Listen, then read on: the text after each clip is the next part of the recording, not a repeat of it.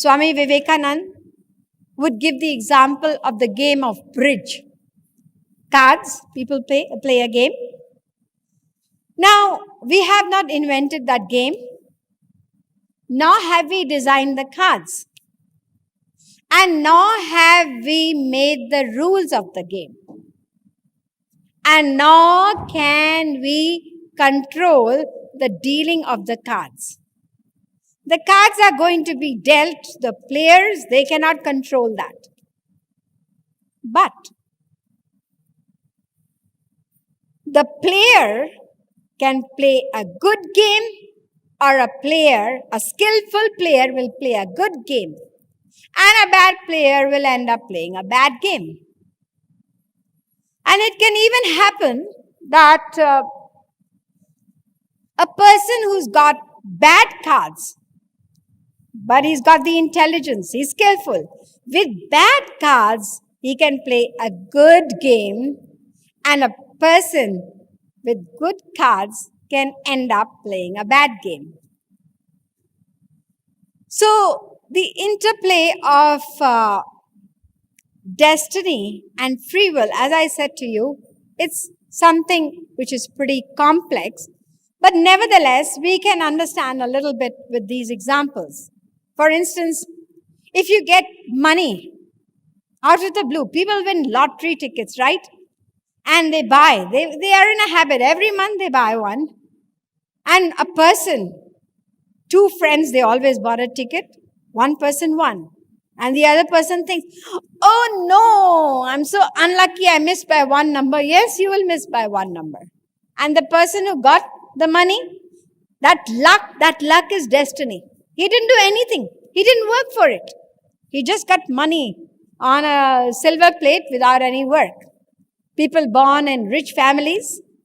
Now, the person who got this money, up to this point is his destiny. Just as I mentioned to you, the game of bridge, you didn't invent the game, you didn't invent the rules, you couldn't control the cards. Up to that is destiny. How you are going to play the game? Free will. In the same way, the money that you got, or even if some rich uncle has left you some money, that's destiny. What are you going to do with that money? Are you going to invest it? Make more money? Are you going to eat, drink, and be merry? Who knows what's going to happen tomorrow? Or are you going to deposit it in the bank and look at your passbook? I've got so much money. Or are you going to give it into charity? Now that is free will. That's going to determine your future. You're going to shape your future by your decision. Now this doctrine of karma is tied up with the doctrine of rebirth or reincarnation. I was mentioning to you, because of free will, we have to be very careful. That which is a blessing to us, blessing in sense, we can be liberated from suffering forever and at the same time attain that supreme divine bliss, if we utilize this free will in the right direction.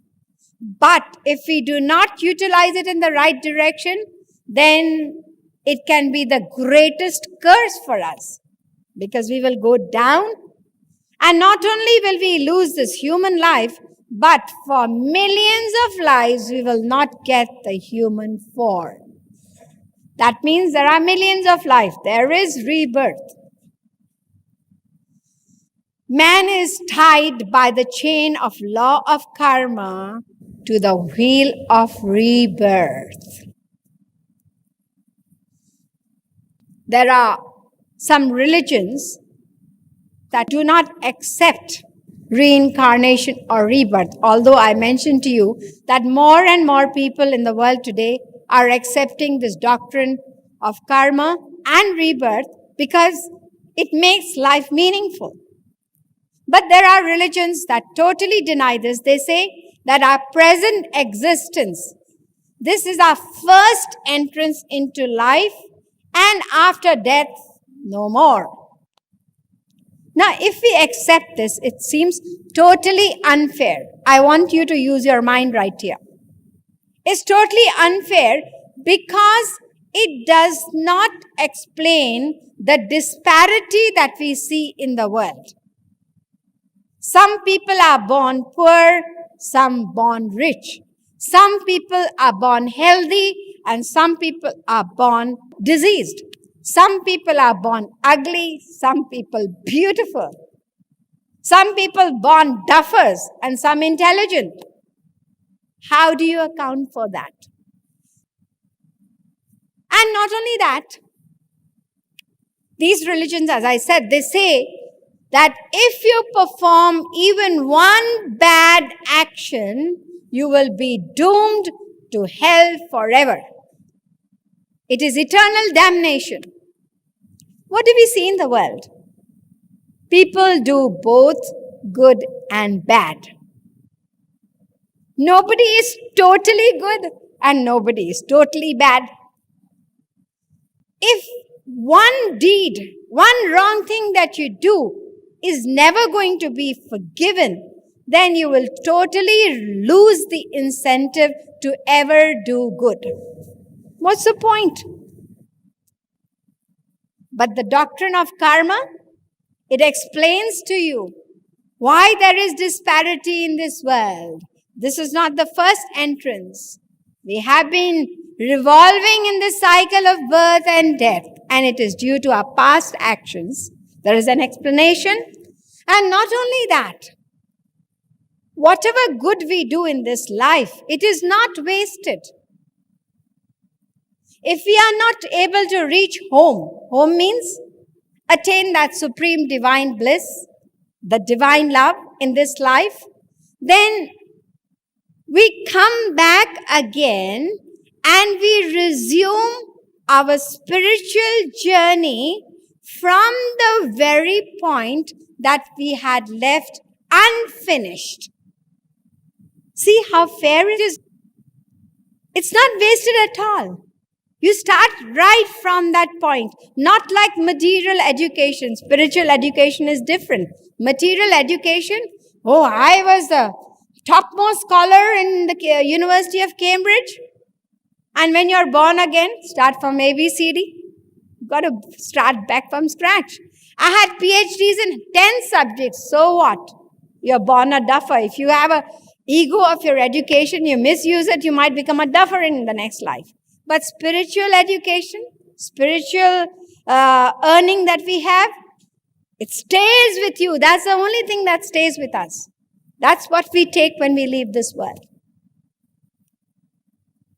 This unfair philosophy of some of the religions that said this is our first entrance into life, this made a German philosopher, Schopenhauer, he said that if any Asiatic were to ask me a definition of Europe, I would be forced to answer that it is that part of the world that suffers from the incredible delusion that man was created out of nothing, and this is his first entrance into life. See, he was so critical about it. Now, coming back to this doctrine of rebirth or reincarnation, we have two evidences in support of this doctrine. One is the record of people who have actually remembered their past lives. It has been proved. So we have record of people who have remembered their past lives. That is one form of evidence. And the second is the scriptures. Lord Krishna says in the Bhagavad Gita, Bahuni me vyatitani janmani tavacha Arjuna. 4th chapter, 5th verse. Arjuna, I have had many lives and so have you. Adi Jagadguru Shankaracharya, in this reference, he's written very beautiful poetry. It's very popular. Punarapi jananam, punarapi maranam, Punarapi janani jathare shayanam iha sansare khalu dustare. Born again and again, dying again and again, entering the mother's womb again and again. It goes on. Even Christianity, the Bible talks about it. In the Bible, it is said that Jesus Christ was referred to by King Herod as John the Baptist come back. And John the Baptist was referred to as Elijah the prophet come back. When Jesus Christ treated a blind man, his disciples, his followers asked him whether his blindness was due to his past sins. At another place, there's not one reference, many. The Lord is saying that one who overcometh, I shall make him a pillar in the temple of God. And the exact words I don't remember, but it says that for that person, there will be no coming back. That means for other people, there is a coming back, definitely. A lot of Western thinkers and philosophers, they all accepted rebirth as far back as Aristotle, Plato, Socrates, Emerson, Tolstoy. The list is endless. Benjamin Franklin, they all accepted rebirth. Socrates said that I'm confident that there is such a thing as living again. He said that the souls of the dead are in existence. Even Emerson said he believed that the soul is immortal. He said as the soul comes from without into the human body in a temporary abode, it goes out. In fact, our body is rejuvenated every 7 years. Did you know that? It's like you have a new body. Every 7 years it's replaced. Of course, the soul remains the same. Listen to what Plato said. Plato said that those who are violent, those people who are unjust, they will be born as wolves and hawks. So be careful. Those people who are blind followers of tradition, just because everybody is doing it in the world, they have to do it. I mean, they don't want to, but what will people say? They just blindly follow. So they are going to end up becoming bees or ants. He said those people who are drunkards,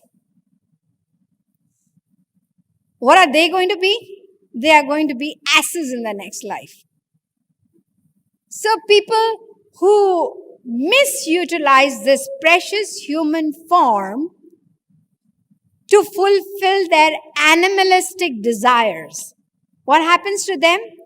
In their next life, they are given a body which would be perfectly suited to fulfill these desires which they have cultivated in the human form. For example, food. Some people all day they only think about food, food, food. They live to eat. Whatever they do, food becomes the mainstay. Like for instance, they do a lot of research, I tell you. They'll tell you, you know, the best coffee, you go there. You want to have the best hamburger, that's the right place. You want to have the best chicken, you go there. It's perfect. That's the research they've done. Chinese food, that's useless. You go there. And not only that, that governs even the flight they're going to take. The best food, you must take British Airways. Even when they go shopping, it has to be a place where they can get good food. So their whole life revolves around food. Now what happens is, they're going to get a body suited to this desire. Because in human life, there is a limit to the amount you can eat.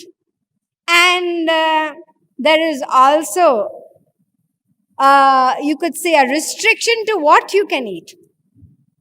Very often, sometimes we overindulge and end up with indigestion, and we have ulcers and problems. So human beings cannot eat what they want to and how much they want to. So next life, you know what they're going to get. I don't have to say that. So life, it's not that we will be human beings again. It all depends upon our karma. A lot of writers have referred to this business of rebirth. An Arabic writer, he said, life is a book. The first and last page is missing.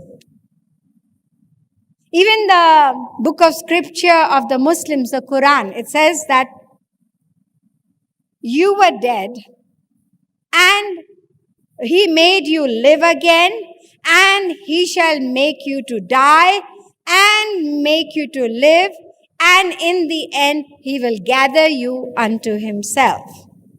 This is a rough translation. That means even the Muslims, the books of scripture, accepts the fact that you have rebirth. A person named William Jones, he's the person who brought Indian philosophy, Hindu philosophy to the West. He wrote about 2 centuries back. He said, I am no Hindu, but I consider the doctrine of the Hindus concerning reincarnation to be incomparably more rational, more pious, and more likely to deter man from vice than those horrible opinions inculcated by the Christians about punishment without end. Because you are doomed forever.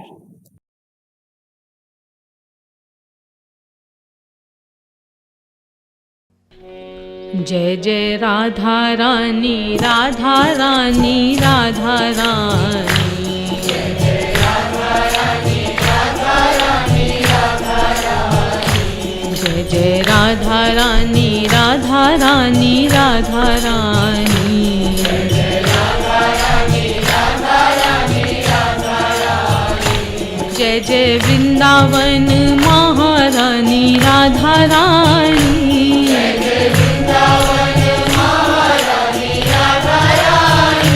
जय जय विहरती वृंदावन राधा रानी जय जय विहरती वृंदावन राधा रानी जय जय राधा रानी जय जय राधा रानी जय जय राधा रानी जय जय राधा रानी ओ जय जय राधा रानी जय जय राधा रानी जय जय राधा रानी जय जय राधा रानी राधा रानी राधा रानी राधा रानी राधा रानी राधा रानी ओ जय जय राधा रानी राधा रानी राधा रानी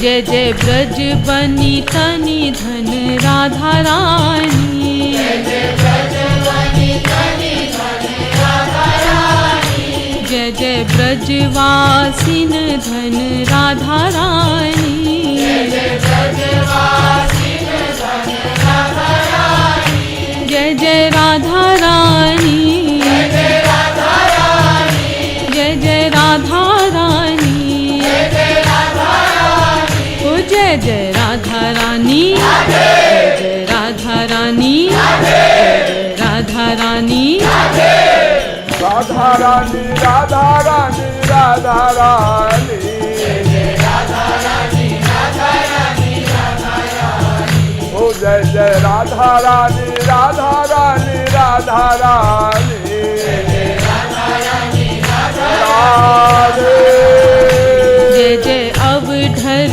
दानी राधा रानी जय जय अवधर दानी राधा रानी जय जय ब्रज रस खानी राधा राधा रानी,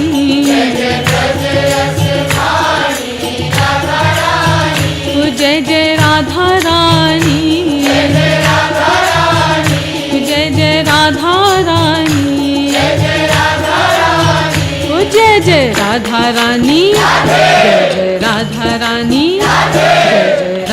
रानी, राधा रानी राधा रानी राधा रानी,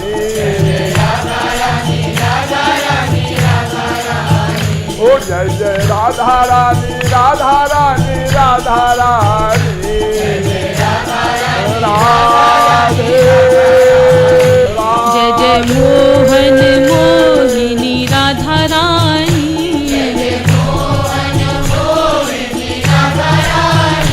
जय कृपालु मोहिनी राधा रानी,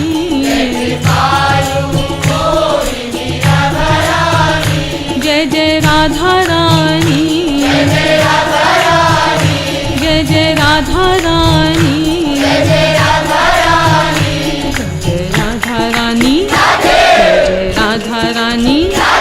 जय राधा रानी, राधा रानी राधा रानी राधा रानी,